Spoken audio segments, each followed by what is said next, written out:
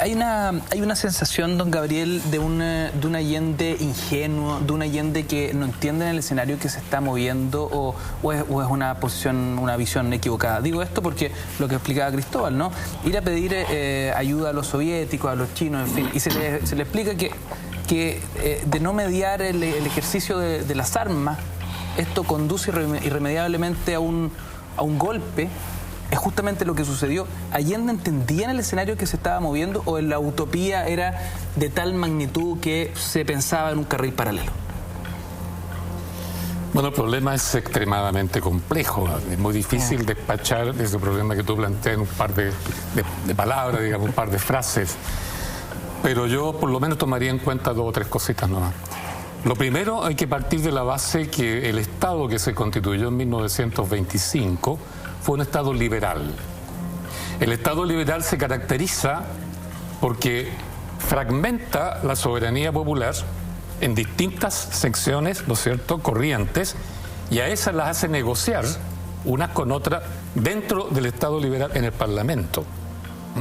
Entonces, por eso que para el Estado liberal la negociación para formar mayoría y poder gobernar es fundamental. Es fundamental. Pues la soberanía popular, si actuara por sí misma, actuaría unitariamente. ¿Te fijas?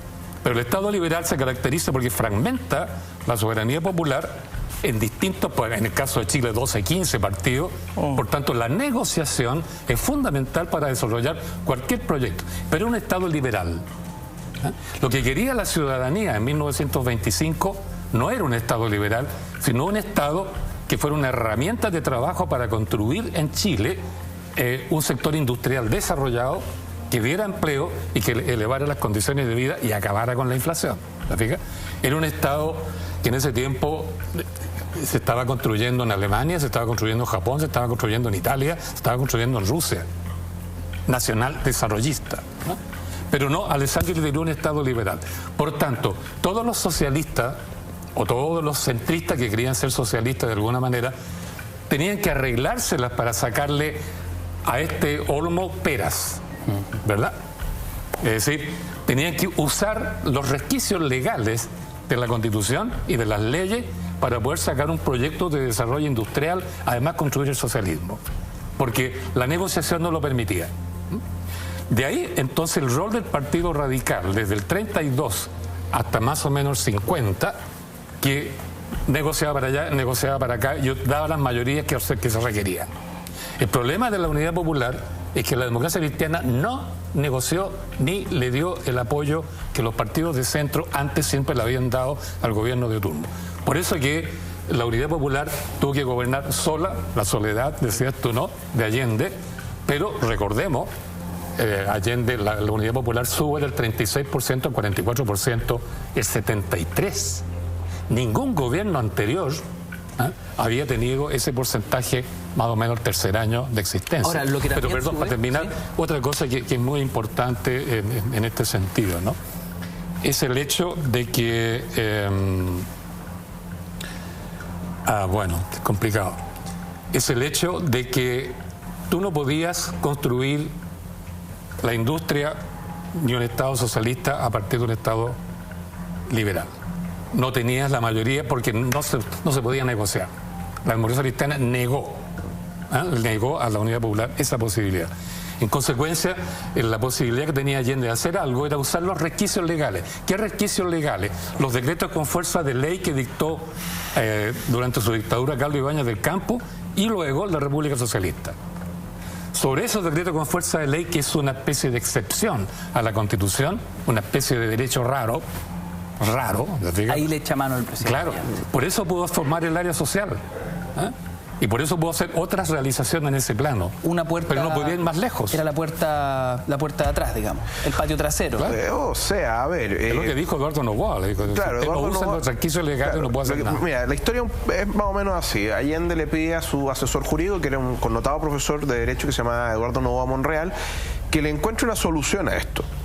oye, el problema es que no puedo tocar la economía porque finalmente la Constitución no me deja, no tengo los votos en el Congreso, deme una solución. Paréntesis, una inflación sobre el 140%. No, todavía no. Lo que pasa es que al año 69, 70, Chile termina con lo típico, inflación de 2 dígitos, 30 y tantos %.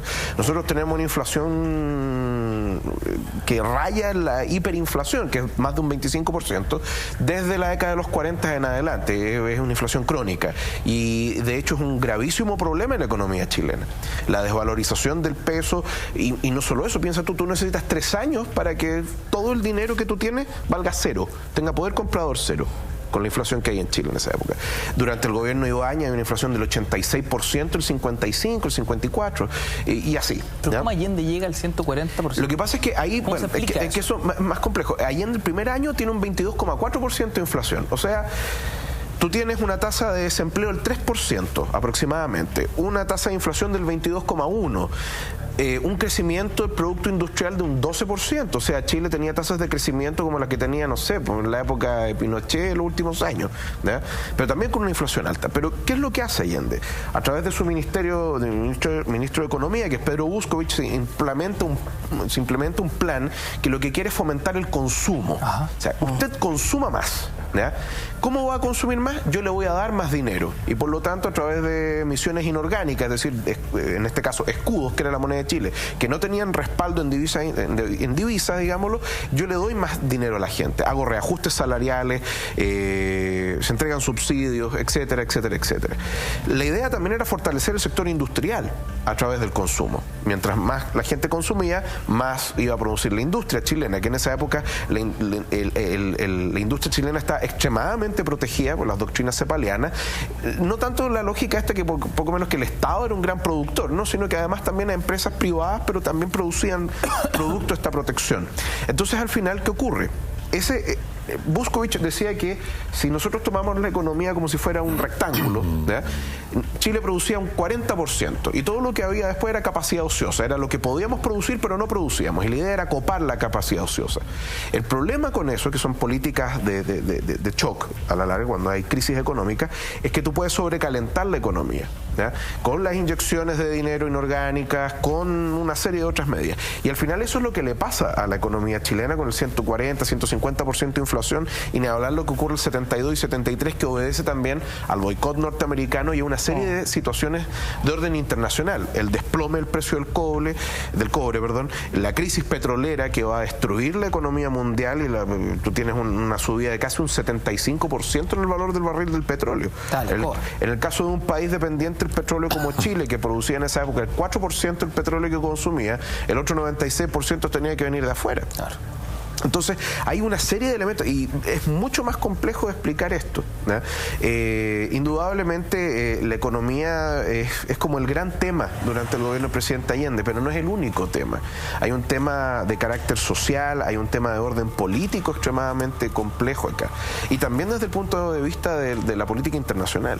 Entonces, este es un hombre en la encrucijada, pero además también en un momento en el cual, ponte tú, y esto lo digo, digamos, me hago cargo de esto, el gobierno de Allende está fracasado, no el 11 de septiembre del 73, sino antes, en marzo del 73. Porque el proyecto del socialismo, digámoslo, a la chilena que quería Allende, era un socialismo a través de la reforma parlamentaria. Y el año 73 no se logra. De ahí las elecciones que venían en el 77, cuando Allende ya no era presidente, o no debería ser presidente. Entonces, ahí ocurre una radicalización bastante notable en los partidos de la Unidad Popular, o en algunos partidos de la Unidad Popular, particularmente el Partido Socialista. Y ahí es cuando un Allende que está a favor de una vía pacífica es enfrentado ante gente que le dice, su vía pacífica fracasó. Y por lo tanto, lo único que queda ahora para evitar la reacción fascista, digámoslo, sería la vía armada. Eduardo, ¿estás de acuerdo que en marzo del 73 es el momento en que el gobierno de la Unidad Popular sentencia su lápida? Tú sabes que Salvador Allende desde muy temprano tenía una visión pesimista, él, y se sentía muy angustiado por los problemas que tenía con el Partido Socialista, porque se daba cuenta que la situación era mucho más compleja de lo que se explicaban con 4 fórmulas que podía aprobar el Congreso del Partido Socialista. Allende, muy temprano, fíjate que en el año 71, cuando él acababa de subir. Y viene la elección en que se obtuvo la mayor votación. Allende en un momento dice, ante un grupo de amigos, dice, infarto ven, infarto ven. ¿Para qué? Porque sentía que ese era un momento de gran triunfo, de gran reafirmación de su proyecto, y sabía que venía un deslizamiento a futuro. Y él hubiera pasado la historia si le venía, porque además tenía un problema Allende permanente cardíaco, habría pasado la historia en ese momento. Bueno, eso es una forma de broma también dicho entre pero revela algo subconsciente. Por supuesto, de tener clara la película. Y luego varias veces a lo largo de su mandato él hizo referencia a esa posibilidad al infarto, incluso ante Víctor Pey, su amigo que acaba de cumplir 100 años, que está vivo. En una ocasión él, estando en el baño, dándose un baño, porque existía lo que se llamaba la orden del baño, los amigos que llegaban, así como el rey Luis XIV, cuando se bañaba había el privilegio de poderlo ver, algunos amigos que tenían conversaciones con él mientras Allende se daba un baño. Entonces, en el baño Allende hizo una mímica de de ametrallarse. O sea, estaba Allende muy deprimido, cosa que no mostraba hacia el exterior, pero sí lo demostraba con ciertas personas en la intimidad, la cual testigo más importante de eso es Gloria Gaitán, no la payita, Gloria Gaitán, la mujer que lo acompañó de enero del 73 hasta el día de su muerte, colombiana, con la cual se juntaba por las noches y ante la cual él se desnudaba porque ella era colombiana, no pertenecía a la política chilena, y a ella le decía, yo soy un hombre al que le quedan 6 meses, 6 días o 6 horas de vida. Él le decía lo mismo a Carlos Altamirano. Claro, y que lo dicen en tu libro. Claro.